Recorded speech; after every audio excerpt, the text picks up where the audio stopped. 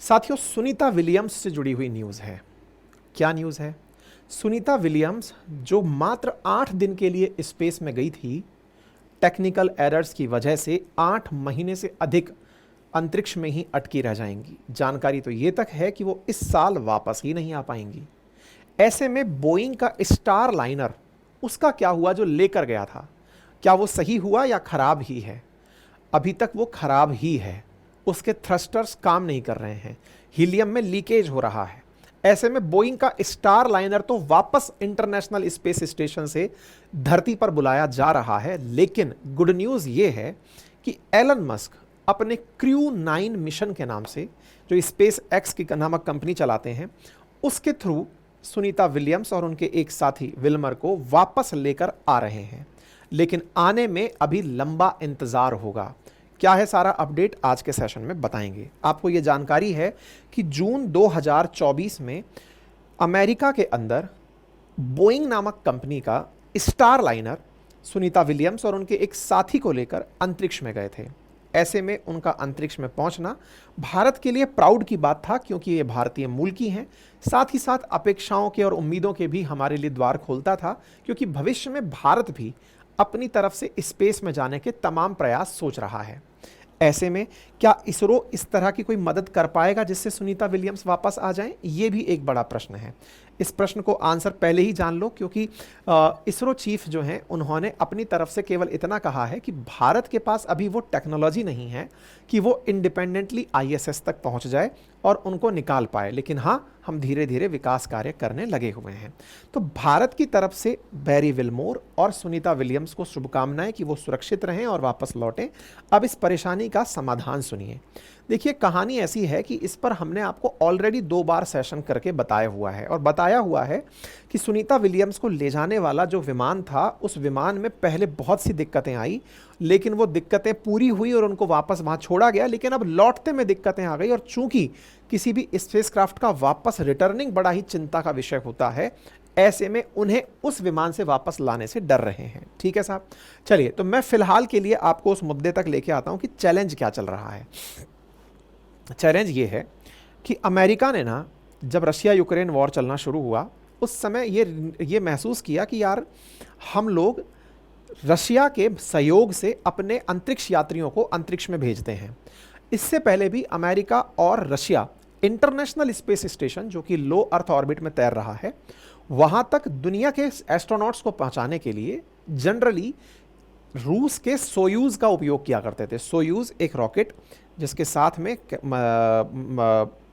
Spacecraft, जिसमें कि space यात्रियों को बिठाकर इंटरनेशनल स्पेस स्टेशन, यानी कि धरती से लगभग 450 किलोमीटर ऊंचा वो एक घर जहां पर प्रैक्टिकल्स चल रहे हैं, प्रयोग हो रहे हैं, वहां पर छोड़ने का काम किया जाता था।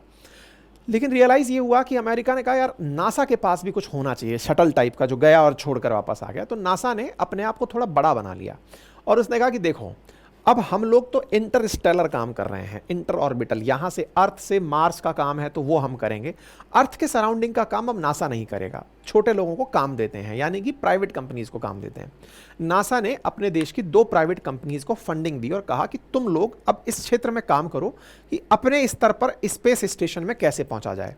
इसके लिए 2 कंपनी शॉर्टलिस्ट हुई। एक कंपनी थी एलन मस्क की स्पेस एक्स और दूसरी कंपनी थी बोइंग की स्टार लाइनर, जिनको जिम्मेदारी दी गई कि आप शटल बनाइए ताकि स्पेस यात्रियों को आईएसएस भेजा जा सके। ठीक है, अच्छा, स्पेस एक्स जो कि एलन मस्क की कंपनी है, ये इस कार्य में सक्सेसफुल भी हुई। इसने बाकायदा अपनी बहुत सी उड़ानें, लगभग 8 से अधिक उड़ानें तो ऐसी हैं जिसमें वो यात्रियों को ले जाके छोड़ आया है और वापस भी ले आया है, सक्सेसफुल कर लिया है। क्रू 9 नामक उसका एक मिशन है जो अब जाना है फाल्कन 9 विमान के साथ। वो मिशन जिससे कि उम्मीदें हैं कि सुनीता विलियम्स वापस आएंगी। सूचना ये है कि स्पेस एक्स अपने उस मिशन में यहां से 2 यात्रियों को स्पेस में लेकर जा रहा है। जिस कैप्सूल को लेकर जा रहा है उसका नाम क्रू 9 है। उस क्रू 9 में 4 लोगों के बैठने की जगह है, लेकिन यहां से 2 लोगों को लेकर जा रहा है और 4 लोगों को लेकर लौटेगा। उनमें से बैरी विल्मोर और सुनीता विलियम्स दोनों मिलकर वापस आएंगे। लेकिन कब आएंगे? तो सितंबर में क्रू 9 जब ऊपर जाएगा तो ये वहां पर 4-5 महीने और प्रैक्टिकल करेगा। सुनीता विलियम्स और बैरी मिलमोर को भी वहाँ पर रुका रहना होगा और वहाँ पर अपना टाइम और रिसर्च में खर्च करना होगा। और उसके बाद फरवरी 2025 में जब क्रू 9 लौटेगा तो उनके साथ साथ ये दोनों भी लौट कर आएंगी। ऐसे में स्टार लाइनर का क्या होगा, यानी कि अमेरिका द्वारा जो प्राइवेट कंपनी बोइंग के माध्यम से स्टार लाइनर बनाया गया था, जो स्टार लाइनर इन दोनों को लेकर गया था, उसका क्या होगा। स्टार लाइनर को खाली ही वापस बुलाया जा रहा है। रिस्क नहीं लिया जा रहा है कि सुनीता विलियम्स और बैरी विलमोर को कोई नुकसान पहुंचे। ऐसे में उनके स्वास्थ्य और सुरक्षा को ध्यान में रखते हुए नासा ने कहा है कि वो फरवरी 2025 तक वापस लौट कर आएंगे और स्टार लाइनर पहले ही वापस आ जाएगा। सोचिए 8 दिन के लिए स्पेस गए थे, 8 महीने अटक गए। ये कितना बड़ा मेंटल ट्रॉमा है। विचार कीजिए कि ये केवल ट्राई करने गए थे कि बोइंग का स्टार लाइनर सही से पहुंच पाएगा या नहीं। कितनी मेहनत होती है एक एस्ट्रोनॉट की लाइफ में, कितना जीवन रिस्क पे होता है। आज अंतरिक्ष में जहां इतने प्रकार के चैलेंजेस हैं, तमाम प्रकार के रेडिएशनल एक्सपोजर हैं, साथ में वहाँ पर स्पेस बग जैसी परेशानियाँ हैं, सूरज की रोशनी ना मिलने पर एनीमिक होने का खतरा है, तमाम चैलेंजेस के बीच में इनकी मनोदशा सोचो कि इनके अटके रहने पर हर दिन नई अपडेट कि जा पाएंगे नहीं जा पाएंगे, जा पाएंगे नहीं जा पाएंगे। अब वो खिसकते खिसकते फरवरी में वापस आएंगे, क्योंकि एलन मस्क जो हैं वो अपना जो क्रू भेजने वाले हैं स्पेस एक्स का क्रू 9 नामक जो मिशन भेज रहे हैं वो ही इनको लेकर लौटेगा। और वो तब लौटेगा जब बाकी और 2 आ सकेंगे, क्योंकि ये कोई ऐसी जगह नहीं गए और चल के आ गए, करोड़ों रुपया खर्च होता है। ऐसे में इनका ये मिशन इस तरह से आएगा। तो उम्मीद है, तो ये बोइंग का अपडेट है, ये स्टार लाइनर को बुला रहे हैं, स्टार लाइनर वापस आएगा, क्रू 9 उधर से जाएगा और वहां से फिर सुनीता विलियम्स को लेकर आएगा। तो ये पूरा अपडेट हो गया। स्टार लाइनर मिशन ले जाने में तो सक्षम हुआ, लेकिन ये बाद में फेल मार गया। ऐसा क्या फेल मारा 5 जून के बाद में, इसमें क्या फंस गया ऐसा? असल में क्या हुआ ना, इसके अंदर थ्रस्टर फेल मार गए। थ्रस्टर फेल मार गए से क्या मतलब है? असल में क्या होता है कि जब भी कोई स्पेसक्राफ्ट धरती पर लौट रहा होता है तो धरती पर लौटते समय, क्योंकि जाता है तब तो रॉकेट छोड़ के आता है, तो इनका एटलस वी था जो लेकर गया था, लेकिन लौटते समय अब कोई उनके साथ रॉकेट नहीं है, उसको खुद आना है, उस कैप्सूल को खुद आना है।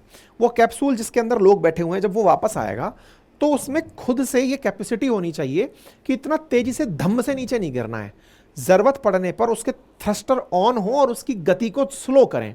उसके थ्रस्टर खराब हो गए, यानी कि जो कैप्सूल है ना वो उतर के नीचे आए तो धड़ाम से गिरे, तब तो आदमी बचेगा ही कैसे। तो उसको स्लो करने के लिए थ्रस्टर्स डले होते हैं, वो थ्रस्टर्स उसके अंदर खराब हो गए।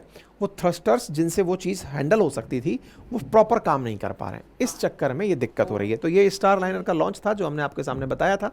स्टार लाइनर अपने एटलस से छोड़ तो आया और स्पेस में टिक भी गया, लौटते समय थ्रस्टर की खराबी हुई जिसके चलते हुए ये वापस नहीं आ रहे। साथ में सुनने में आया कि हीलियम भी लीकेज है, उससे क्या हो रहा है कि जो प्रेशर मेंटेन करते हैं ना उसमें भी गड़बड़ हो रही थी। स्टार लाइनर से सारी उम्मीदें खत्म हो गई हैं। इसके बाद में इनको वापस से लाने के लिए अब जो प्रयास किए जा रहे हैं वो सुनीता विलियम्स और विलमोर को स्पेस एक्स के थ्रू किए जा रहे हैं, यानी एलन मस्क अपनी कंपनी स्पेस एक्स के मिशन क्रू 9 में, जो सितंबर में रिलीज होगा और वो वहां पर 5 महीने रुकेगा, फरवरी में लेकर के इनको अपने अन्य 2 यात्रियों के साथ आएगा।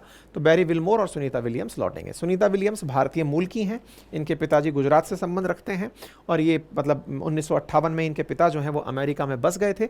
इनकी माँ उर्सुलाइन बॉनी है और ये जो हैं मतलब अमेरिका के अंदर सेना में शामिल हुई, नेवी के थ्रू शामिल हुई और ये लगातार लंबे समय से लंबे लंबे रिकॉर्ड्स के लिए जानी जा रही हैं। इन्होंने 195 दिन तक ISS में रहने का एक बार रिकॉर्ड बनाया है, लंबे समय तक रहने का। मून वॉक का भी इनका लंबा रिकॉर्ड है, और स्पेस वॉक का जिसमें कि ये स्पेस स्टेशन में बाहर निकल करके स्पेस के अंदर घूमने का इन्होंने रिकॉर्ड बनाया हुआ है।